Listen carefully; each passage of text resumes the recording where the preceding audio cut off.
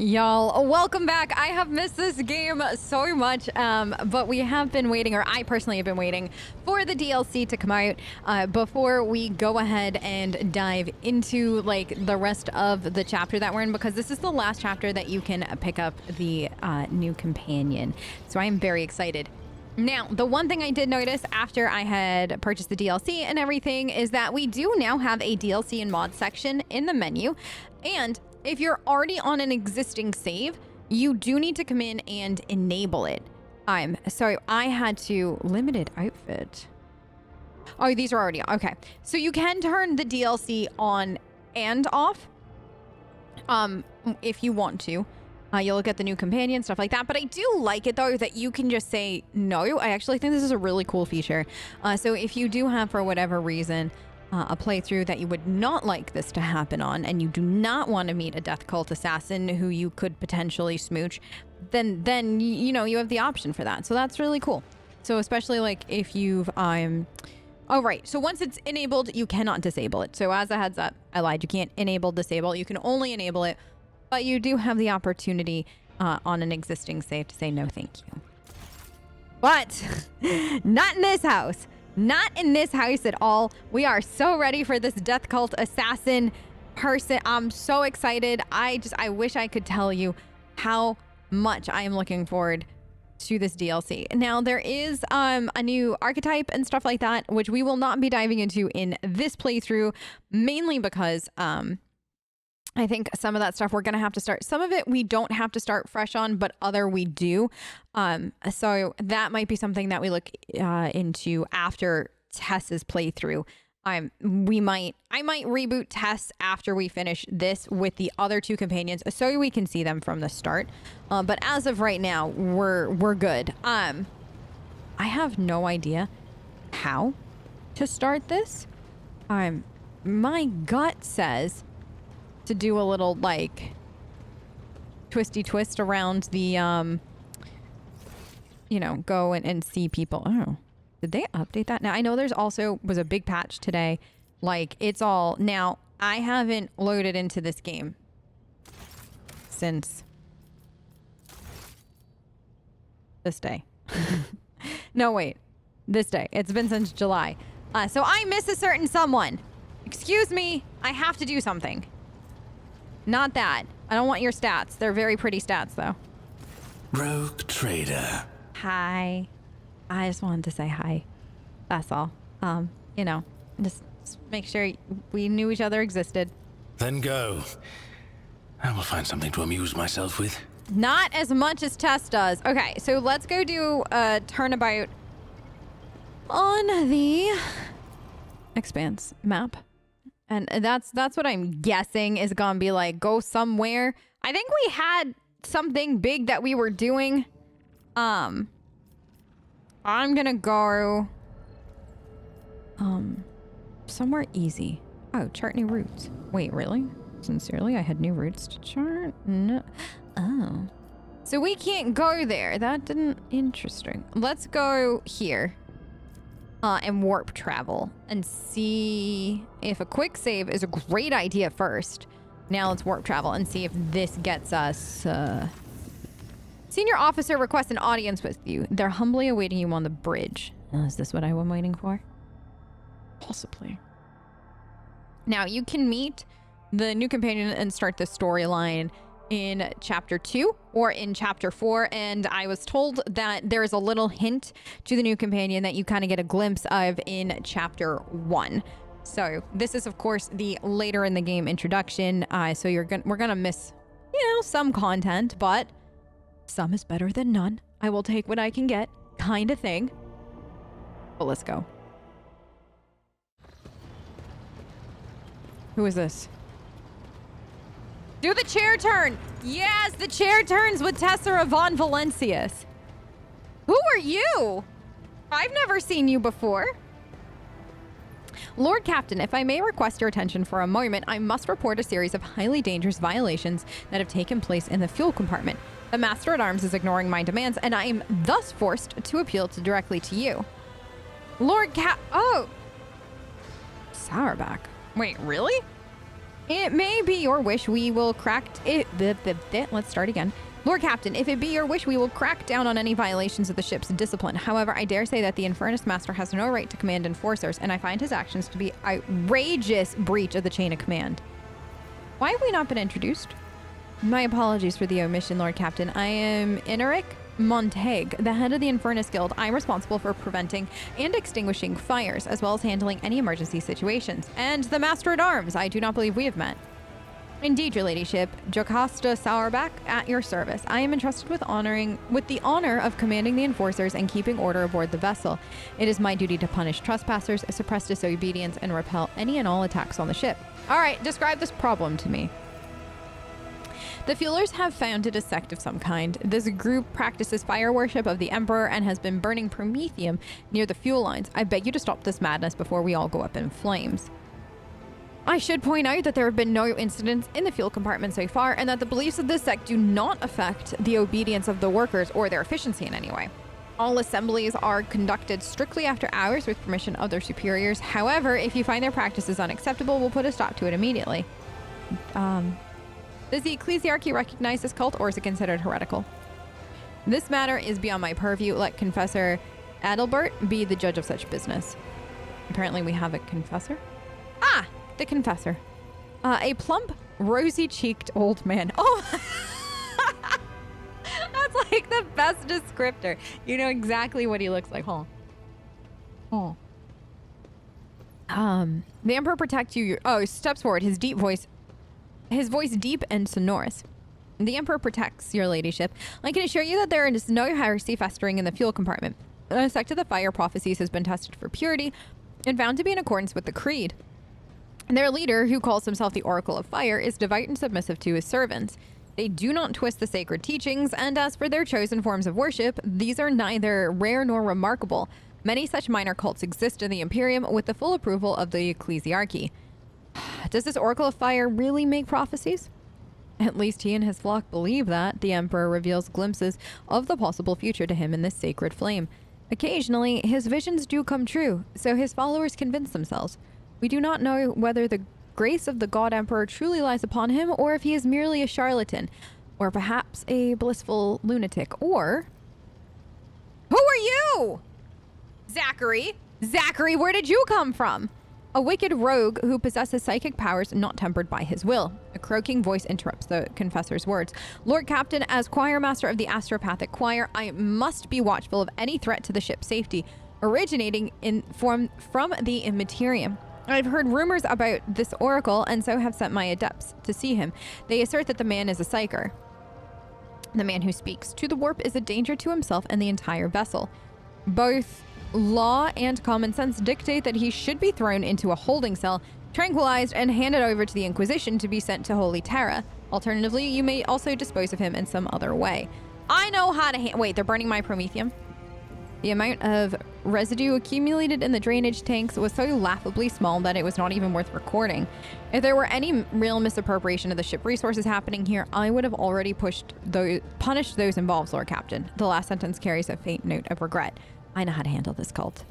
We stand ready to carry out the order. I will not bend their teaching. Oracle visions may prove useful. We will not let the law stand in their way. Do keep an eye on him. My Infernus Master says they are a danger to the ship. These people are obedient and free of fault. I'm not going to ban their teachings. As you wish, Lord Captain. I'll warn my people to be on their guard. I'm not going to ban them for that. Okay. Was that it? No. There gotta be more. There's gotta be more. That sounds like the start of the DLC, doesn't it? Oh, no. Journal. Okay. Quests. Wait, could it be under rumors, though? Who's left here? No. Okay. Quests. Okay. Now. We just quick saved, right? I think so. Let's one more time and do a little travel back and forthy. And we'll see if something else pops up. Because I have a feeling it will. If I know my rogue trader like I think I do. Nothing? Oh. Yes. Permission to report, Lord Captain. Members of a sacred cult operating aboard this ship have requested an audience. They wish to present gifts and introduce themselves to their new captain. We have a sacred cult? They call themselves the Blood-Spun Web. Oh. The cult defends the flagship from both internal and external threats. Lady Theodora held them in high regard and looked favorably upon their activities. They have certainly taken their time. I'll speak with them. I will commence the preparation at once. Yes. Yes. Okay, was that other thing sounds like it was tied into it, but I could be wrong. I'm very curious. Now I'll never know because we never finished without it. But that felt like the first conversation, like it was DLC related. Why is this so cool? What? No. Oh my goodness, they're just murdering people for me. I think that's the new companion. This is the coolest thing I've ever seen. Holy shit, this cutscene.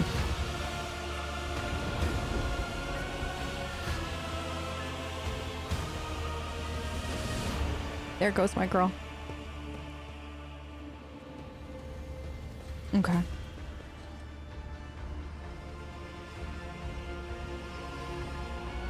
I'm trying to get a feel for everybody standing. I'm actually heckin' curious.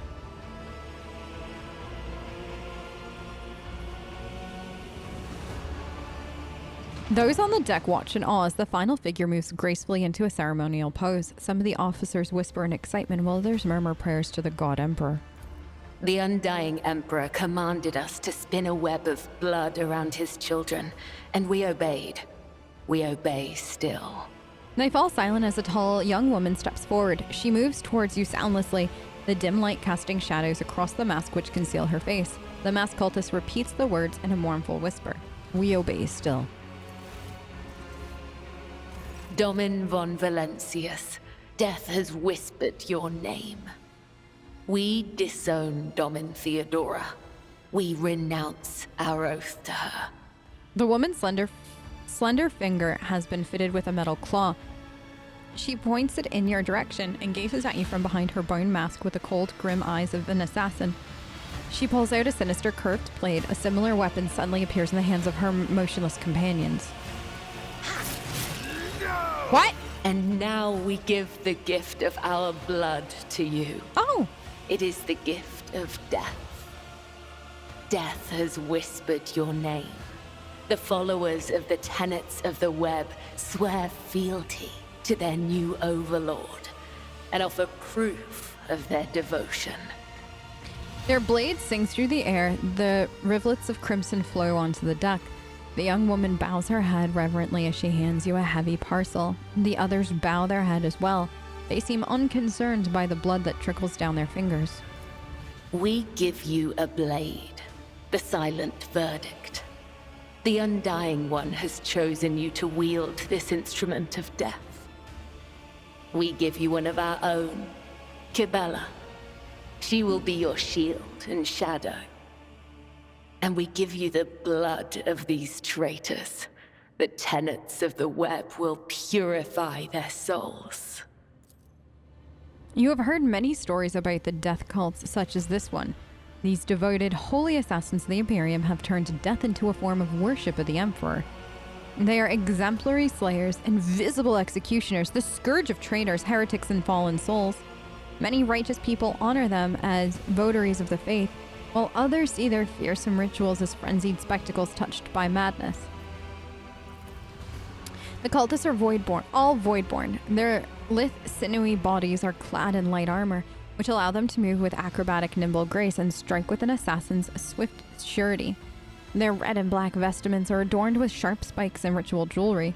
Where time and training have worn their garments threadbare, you can make out patterns of bleeding lacerations.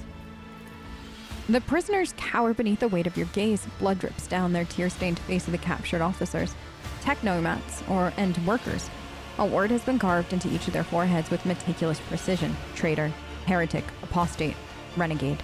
The cuts have been diligently and regularly reopened to prevent healing. Apostates led astray by the final dawn. These traitors chose to tarnish the honor of their families. Only their blood can wash away the shameful memory of their betrayal.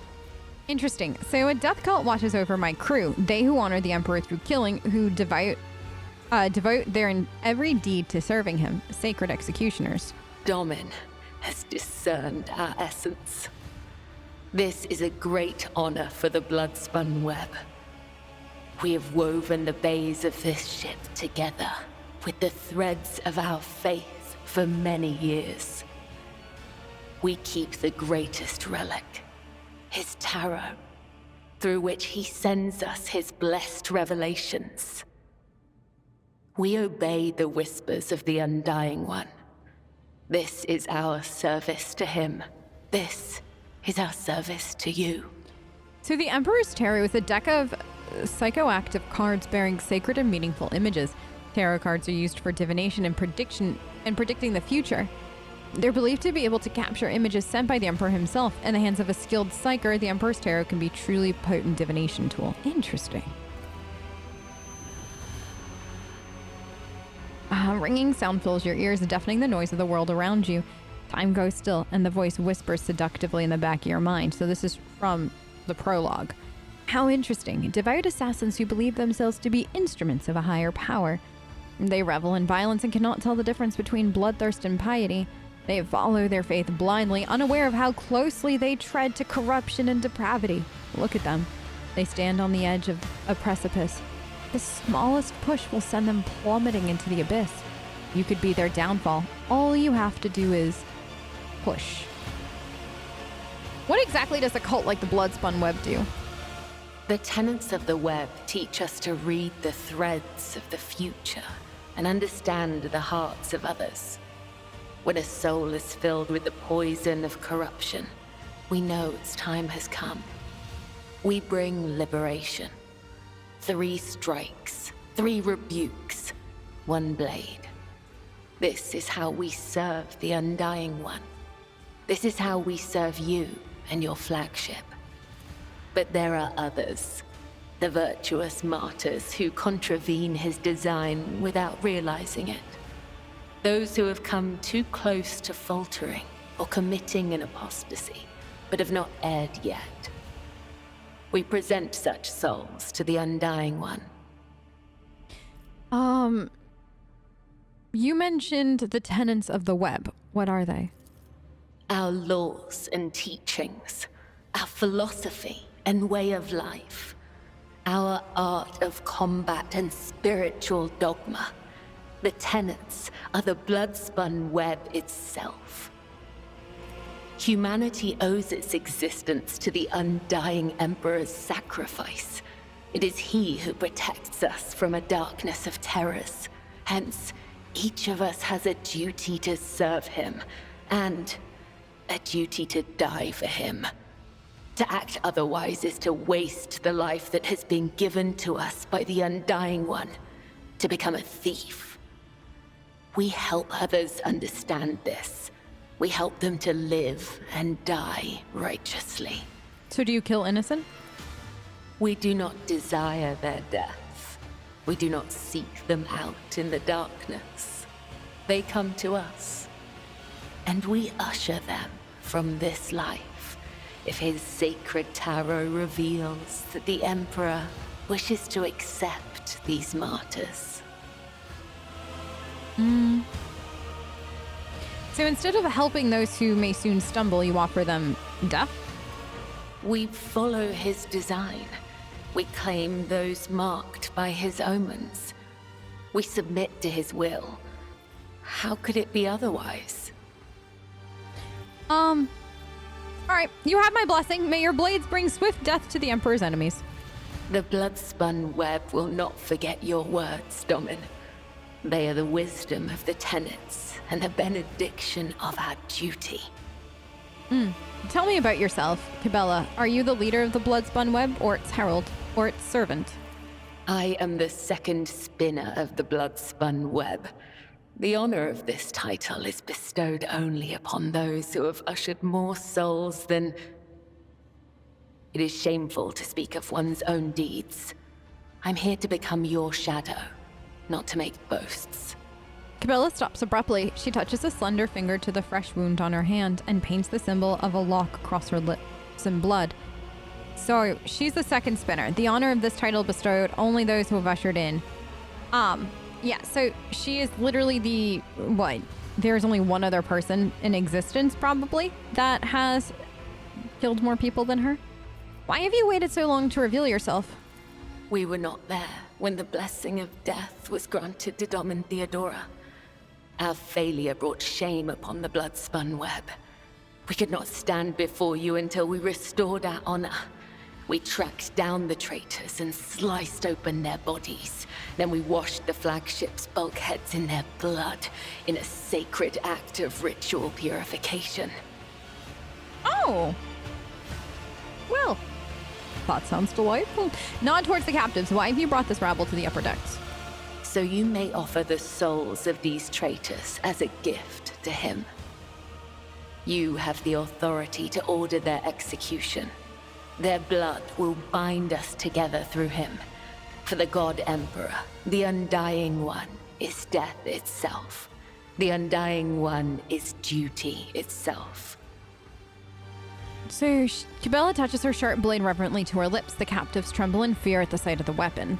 Give the order, Domin. Let a spinner of the blood-spun web undergo the test of a sacred trial. The others echo her words from beneath their bone mask. Undergo the test. All right, give weapons to the traitors. It's time for Kibellah to prove herself. A dagger that has not sliced through sinew is nothing more than a toy. Let the final dance begin. Kibellah motions to the other cultists. They release the captives from their restraints and place weapons in their hands. Okay.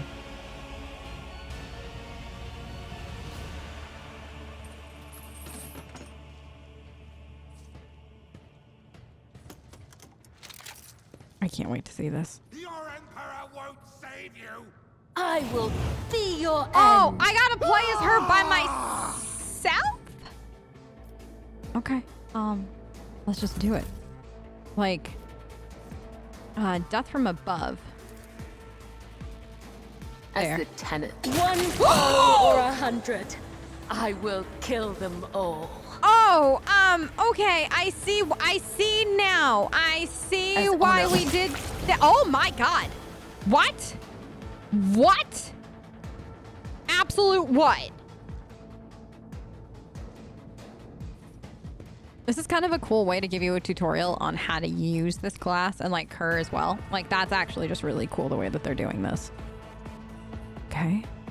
Welcome his embrace. You cannot stop the angels faithful! So this next single target melee attack splashes blood and a 5 stealth.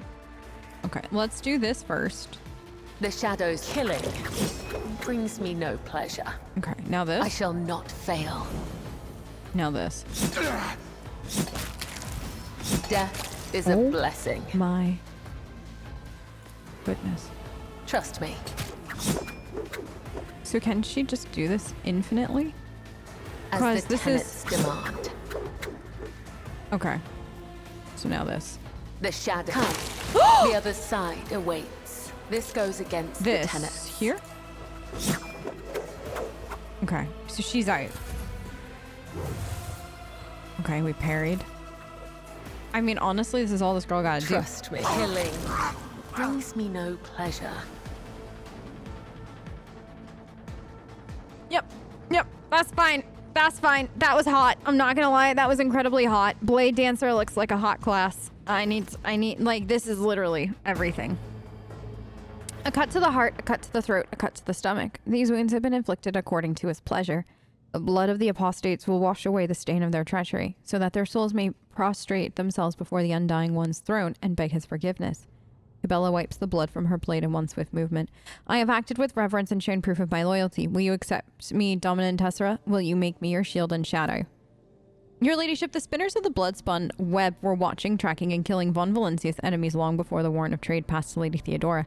However, their blade has also been known to cut short the lives of highly upstanding persons. Factotum swallows nervously, casting a fleeting glance at Kibellah. I certainly do not in any way condemn the deeds of the deeply esteemed cult. I'm sure they must have good reason. The Master-at-Arms clears her throat. The cultists are the scourge of the seditious. They bring the unrighteous to ruin. The enforcers respect the blood-spun web, for we share a common goal, to bring his light and his harsh justice to the darkest depth of the ship. The scourge of seditious or not, folk are afraid of them for a reason. A couple of watches ago, these spinners took a train driver to pieces for some kind of ritual. I don't know what old Malak did to earn that privilege, though, and who's going to feed his family now. Enric takes a drag of his Ilo stick, inhaling the thick smoke through his clenched teeth. But that's a lower decker problem. What matters is that the blood-spun web serves you faithfully, Lord Captain. The predecessor's predecessor once delivered a sermon about how the spinners have saved this vessel from servants of the Arch-Enemy. The blood-spun web paid the price in blood, a river of scarlet that flowed the decks from bridge to bilge. They became the blood of the flagship, the pulse in its veins and beat of its heart. Their greatest sacrifice earned them favor of Heis von Valencius. Retinue. I have heard, though only at distance, the prayer the spinners offer up to him. I have seen how their deeds fill the people's heart with confidence in the inevitability of his wrath. The blood-spun's web loyalties to the Emperor is without question, as is their willingness to lay down their lives in a fight against the Arch-Enemy. Although Lady Theodora never granted the cult an audience or brought the spinners into her retinue, she respected the blood-spun web and approved of its mission. Many within the Inquisition took favorably on the death cultist. If you do not need a bodyguard, the Order Xenos might recruit her instead. Only you can decide who will follow you, Shireen. A line appears on Jai's forehead, but I have always been wary of those who turn belief in the Exalted One into a moribund set of principles. She swears her eternal loyalty and seems to know which end of the blade to hold when swinging it around. Marzai makes a dismissive gesture. One more monkey in the retinue. One less.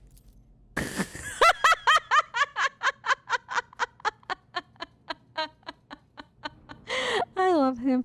This Xenos, like a predator on the hunt, Kibellah tracks every fleeting movement of the Drakari's face and body. The steel claw of her hand opens like the teeth of a trap. I hear the dark whisper of blood that flows through his veins. I see the ugly shadow of his design on the other side of his pupils. I smell the scent of his footprints spun from the pain and hatred of thousands of victims. How many threads have been severed by him? How many more will be?